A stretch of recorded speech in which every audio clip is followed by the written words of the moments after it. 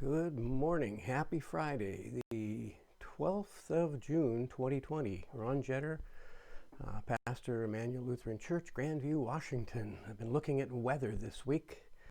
Incidentally, I'll be taking a week off, but tomorrow I'm going to send out a link for a sermon that was provided to us for last Sunday by our Presiding Bishop, Reverend Elizabeth Eaton. It's about 10 minutes or so, and it'll be on YouTube, just as this one is. I chose not to use it because it was graduation Sunday, and I thought our graduates would want to hear from me, as would you. But nonetheless, it's a good message, and so I offer that for the Saturday, and then I'll be off, and you can look for me again probably next Friday. So I'm going to take a few days here. It's been 10 weeks in a row. It's been a good ride, but here we go. One last Friday until I take a little break here. Weather. We've looked at all kinds, wind and rain, but we haven't looked at snow. Well, I suppose there's a good reason. You don't find snow mentioned a lot. Now, there is snow on Mount Hermon, which would be the highest place in the country of Israel. Snow in the coldest of winters when they do get some precipitation. It's not every winter. There's not always snow on it. It's not like Mount Rainier where you can see snow there pretty much any time because there's glaciation from hundreds and hundreds of years of snow gradually piling up and providing all that water that slowly melts for the rivers like the Nisqually and so on. But there is snow mentioned. It's used as a reference. And we find it twice. We find it in the Gospel of Matthew in the description of Jesus at the Transfiguration. Remember this strange event, the Transfiguration. Jesus takes Peter, James, and John and goes up to a mountain to be alone with them. And he says, stay here. And then he goes a little further, and Moses and Elijah appear, and they talk with Jesus, and Jesus's clothing becomes, it says, as white as snow.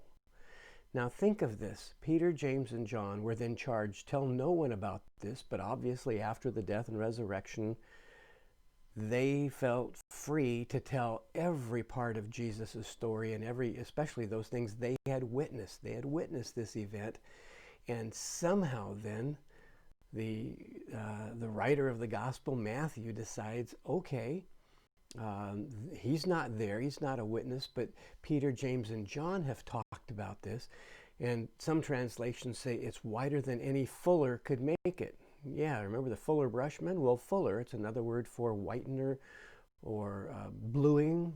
And how is it that bluing makes things white? I always wondered about that. Bleach. We understand these things, and they had things too that would bleach things out, that would make cloth white, including wool or cotton, homespun, flax. They could make it very, very, very bright. And so Jesus's clothing is described as white as snow. Well, somehow the writer of the gospel knew of the presence of snow and must know that snow looks white. Well, we know from first-hand experience that snow does indeed look very, very white for about the first couple of days, and then it starts to look a little bit crusty and a little bit dirty, and the longer it sits, the more it ices up, the more dust blows in on top of it. But at first, snow is very white, and it's not really white. It's simply clear, and it's reflecting all of the colors in the spectrum of light that we can see all at once. And when they combine, our eye sees that as white. Same as a polar bear. Polar bear has 6 layers of fur. There, trivia for the day. Polar bears' hairs are transparent. They are clear. But when the sun hits them, those layers of fur reflect the same way they reflect off snow, and it appears not clear, but white. Now, there's one other reference to white in the New Testament. There's only 2. The Transfiguration, and then this from chapter 1 of the book of Revelation, the Revelation of John. And again, it's Revelation, not Revelations. There's no S in the Revelation. It's one continuous revelation. In the midst of the lampstands I saw one like the Son of Man, clothed with a long robe, with a golden sash across his chest. His head and his hair were white as white wool, white as snow. His eyes were like a flame of fire. His feet were like burnished bronze. And his voice was like the sound of many waters. Wow, there's a lot of images in that one sentence. But his hair was white, white as white wool, white as snow. And here John, the writer of the Revelation, gives us two references. Because if he had just said white as snow, some reader may say, snow. Is that stuff I've heard about? Remember, the readers of these and the people who will share these are all around the Mediterranean area, into North Africa, into Persia, Arabia, and there's not a lot of snow in that part of the world. They'd have to go further into northern Greece, northern Italy, Macedonia to get up into the mountainous country. But they had heard about snow. Perhaps even some of the more wealthy kings would have blocks of ice brought down to them. We're not sure. But somehow the writer thought it was important to say white as white wool, white as snow, so that at least one of those two references would somehow relate to the personal world of people. Either you know what snow looks like, or you know what white wool looks like. Not just wool, but wool that has been fullered or bleached, whitened, so that it's as white as wool can be. Yeah, there is snow in the Bible. I often wonder, we think of Christmas as having snow.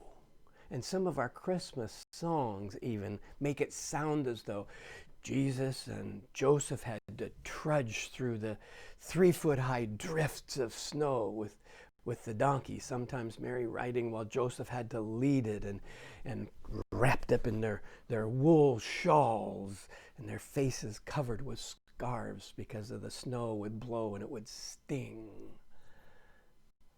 Well, probably a lot more blowing sand and dirt would get in their eyes and on their faces than blowing snow. I think we think of Christmas as a very European, very North American kind of thing. Santa Claus in his very warm suit with the white wool on the lining and on the cuffs would be very uncomfortable, very warm in Jerusalem most of the time. Way too hot, even in a mild winter. But the original St. Nicholas did wear a long red cloth, a red robe, because he was a church official, a bishop, excuse me, of the city, the Asiatic city of Myra. So he would have worn a fairly thin cloth robe, as the symbol of his office. Cardinals also then wear red robes.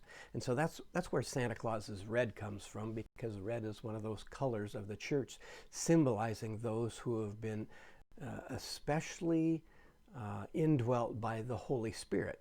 We use red for Pentecost. Pastors wear a red stole on Pentecost and on ordination. And that's about the only 2 times you're going to see that red stole. It's the least worn of all of my stoles, that's for sure. Snow, though, is very much part of our world. So we are going to read snow into our festivals. And it's partly because we experience winter and experience the cold snow, having to shovel our driveways, that it makes it all the more beautiful, that Christmas is all the more warm inside with the cold snow outside. It's the contrast of the light and the dark and the bright and the cold, icy, the fire inside, all these wonderful things, hot chocolate, snowmen, and snow sleds. That's part of why it makes it a great holiday for us. Not how Jesus would have celebrated it had he had his own birthday parties. I don't know if he did or not. but I'm sure there wasn't snow for him on his birthday. Well, thanks. See you in a week.